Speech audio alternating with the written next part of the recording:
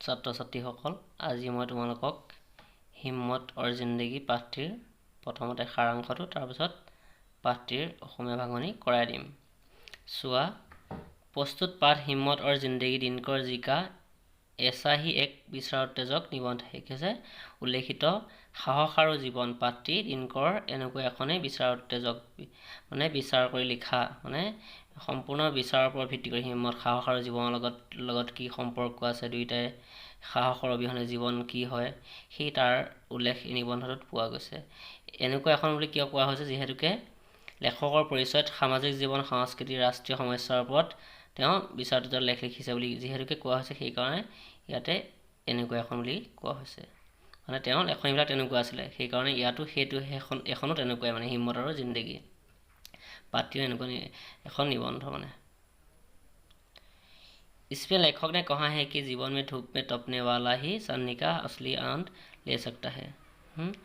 ইয়াতে লেখকে কৈছে যে জীৱনত ৰ'দৰ তাপত যিবিলাকে আছে সেইসকলেহে চান্নি ৰাতিৰ চন্দ্ৰৰ যিটো সৌন্দৰ্য, আকাশৰ সৌন্দৰ্য অনুভৱ কৰিব পাৰে। জীৱন का असली स्वाद उसी को मिलता है जो कुछ दिन बिना खाए भी रह सकता है। জীৱনৰ আচল সোৱাদ তেওঁহে অনুভৱ কৰিব পাৰে যিজনে কিছুদিন নোখোৱাকৈ থাকিব পাৰে। বস্তুটো লেখক নে এক अच्छी जिंदगी जीने की राह दिखाई है। केवल মূলতে কি কৈছে, লেখকে ভালকে জীৱন যাপন কৰা এটা পথ দেখুৱাবলৈ বিচাৰিছে।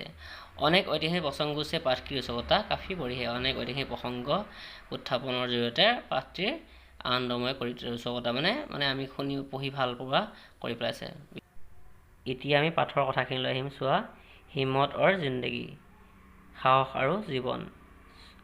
जिंदगी के असली मजे उनके लिए नहीं है जो फूलों के छाह के नीचे खेलते और सोते हैं। জীৱনৰ আচল সোৱাদ সেইজনৰ কাৰণে নহয় যিজনে ফুলৰ ছাঁত খেলে আৰু শুৱে। কি, যিজনে আৰামত থাকে সেইজনৰ কাৰণে জীৱনৰ আচল সোৱাদ অনুভৱ কৰিব নোৱাৰে সেইজনে। बल्कि फूलों के छाह के नीचे अगर जीवन का कोई स्वाद छिपा है तो वह भी उन्हीं के लिए है। কৈছে যদিও বা কি হৈছে, ফুলৰ ছাঁত থকা আচল সোৱাদ, জীৱনৰ সোৱাদ সেইজনে অনুভৱ কৰিব পাৰে যিজনে যদুৰ ৰেগিস্থান से आ रहे हैं, যিজনে দূৰ মৰুভূমিৰ পৰা আহি আছে। जिनका कंठ सूखा हुआ है, যাৰ কণ্ঠ শুকাই আছে, ওঠ ফতে हुए আৰু ওঠখন ফাটি আছে, और सारा बदन पसीने से तर है। কৈছে যাৰ গোটেই শৰীৰটো ঘামেৰে পৰিপূৰ্ণ হৈ আছে। কি, গোটেইটো শৰীৰ ঘামেৰে পৰিপূৰ্ণ হৈ থকা, ওঠখন শুকাই থকা, যি পিয়াহত ককবকাই আছে সেইজনেহে আচল সোৱাদ, বা যিজনে কষ্ট কৰি আহে ঘূৰি আহে সেইজনেহে আচল মজা আনন্দ অনুভৱ কৰিব পাৰে। আৰামৰ আচল আনন্দ তেওঁহে অনুভৱ কৰিব পাৰে বুলি ইয়াতে উল্লেখ কৰিছে। पानी में अमृत वाला तत्व उसे वह जानता है जो धूप में खूब सुख चुका है, वह नहीं जो रेगिस्तान में कभी पड़ा ही नहीं है। পানীত যে অমৃত তত্ত্ব আছে সেইজনে অনুভৱ কৰিব পাৰে। वह जानता है সেইজনে যিজনে ৰ'দত খুব শুকাই পৰিছে। কি, वह नहीं जो रेगिस्तान में कभी पड़ा ही नहीं। কৈছে সেইজনে নহয় যিজনে মৰুভূমি কেতিয়াও যোৱাই নাই। কি, মৰুভূমি যিজনে যোৱা নাই বা কষ্ট যিজনে কৰাই নাই সেইজনে পানীৰ সোৱাদ বা পানীৰ যিটো অমৃত তত্ত্ব সেইজনে অনুভৱ কৰিব নোৱাৰে। কি, যিজনে পিয়াহত থকাই নাই, কষ্ট কৰাই নাই, তেওঁ কি পানীৰ পিয়াহ বা পানীৰ যি মাদকতা সেই মাদকতাটো নাপায় বুলি কৈছে। কি, কষ্ট কৰিলেহে আমি যে ফলৰ সোৱাদটো পাওঁ সেই কথাখিনিকে উল্লেখ কৰা হৈছে। সুখ देने वाली चीजें पहले भी है और अब भी है। কৈছে সুখ দিয়াৰ বস্তুৱে আগতেও আছিল আৰু এতিয়াও আছে। फर्क यह है, केवल पार्थक्य এইটোৱে যে कि जो सुखों का मूल्य पहले चुकाते हैं और उनके मजे बाद में लेते हैं और उन्हें स्वाद अधिक मिलता है। আৰু পাৰ্থক্য এইটোৱে যে যিজনে সুখৰ আনন্দ প্ৰথমতে ল'ব বিচাৰে, মূল্য প্ৰথমতে দিয়ে আৰু পাছতহে তেওঁ আনন্দ লয়, তেওঁহে আচল সোৱাদটো অনুভৱ কৰে। কি, সুখৰ মূল্য প্ৰথমতে দিয়ে আৰু মজা পাছত লয়, মূল্যটো প্ৰথমতে লয়। কি, কষ্ট কৰে যিজনে তেওঁহে ফল অনুভৱ কৰিব পাৰে, তেওঁহে আচল সোৱাদ অনুভৱ কৰিব পাৰে। जिन्हें आराम आसानी से मिल जाता है उसके लिए आराम ही मौत है। যিজনে আৰাম সহজতে পায় তেওঁৰ কাৰণে আৰামেই মৃত্যু। কি, আমি আৰাম কৰি থকাটো আমাৰ কাৰণে মৰণ। কি, জীৱনত যদি আমি বহি থাকোঁ কেতিয়াও আমি ফল যিটো আমাৰ কৃতকাৰ্য কেতিয়াও ল'ব নোৱাৰোঁ। কি, আমি যদি কষ্টই নকৰোঁ কেনেকৈ ফল পাম, সেইটো হৈছে আমাৰ আৰামেই আমাৰ মৃত্যু বুলি কৈছে। जो लोग पाँव भीगने के खौफ से पानी से बचते रहते हैं, समुद्र में डूब जाने का खतरा उन्हीं के लिए है। কৈছে যিজনে পানীত কি হৈছে ভৰি তিতিব বুলি ভয়ত পানী লৈ নাযায় আৰু সমুদ্ৰত ডুবাৰ ভয় তেওঁৰে থাকে। মানে কি, যিজনে পানী লাগিব বুলি ভৰি দিবলৈ নিবিচাৰে, পানীত ভৰি দিব নিবিচাৰে, তেওঁৱে সমুদ্ৰত কেনেকৈ তেৰিব, মানে সমুদ্ৰত সাঁতুৰিব তেওঁ কেনেকৈ পাৰিব। সমুদ্ৰতো এনেও ভয় কৰিব ন, কম পানীকণত যদি আমি ভয় কৰোঁ, বেছি পানীততো এনেও ভয় কৰিম।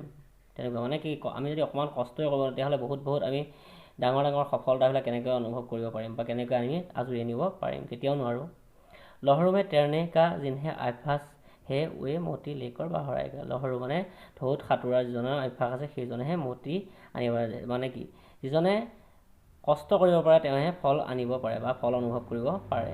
মানে কি, ইয়াতে প্ৰতিটো লাইনতে সেইবিলাক কৃতকাৰ্যতাৰ আঁৰত আমাৰ কি কি লুকাই আছে ইয়াৰ প্ৰসংগ কিছুমান উত্থাপন কৰি সেই কথাবিলাকে উল্লেখ কৰিছে যে মানে কি, মানুহৰ জীৱনত সাহস থাকিলেহে আমি আগবাঢ়ি যাব পাৰিম। জীৱনত আমি যদি সফলতা আমাৰ প্ৰতি পদে পদে পাম যদি আমি কাম কৰোঁ। মানে যদি আমি কামেই নকৰোঁ, বহি থাকোঁ, তেতিয়া কেতিয়াও কৃতকাৰ্যতা অৱলম্বন কৰিব আমি কেতিয়াও নোৱাৰোঁ। এই পাঠটোত এইবিলাক কথা কি কয়, প্ৰতিটো প্ৰেক্ষাপটে সেইবিলাক কথাই প্ৰসংগ উত্থাপন কৰি উল্লেখ কৰি যাব, একেখিনি কথাকে কৈ যাব, কেৱল মাত্ৰ জীৱন আৰু সাহস আৰু জীৱনৰ কথাই উল্লেখ কৰিছে। সাহসৰ লগত জীৱন কি ৰিলেশ্যন আছে বা কেনেকৈ সাহসে আমাৰ জীৱনত আগবঢ়াই নিয়াত সহায় কৰে, সেই কথাবিলাকে ইয়াতে উল্লেখ কৰিছে।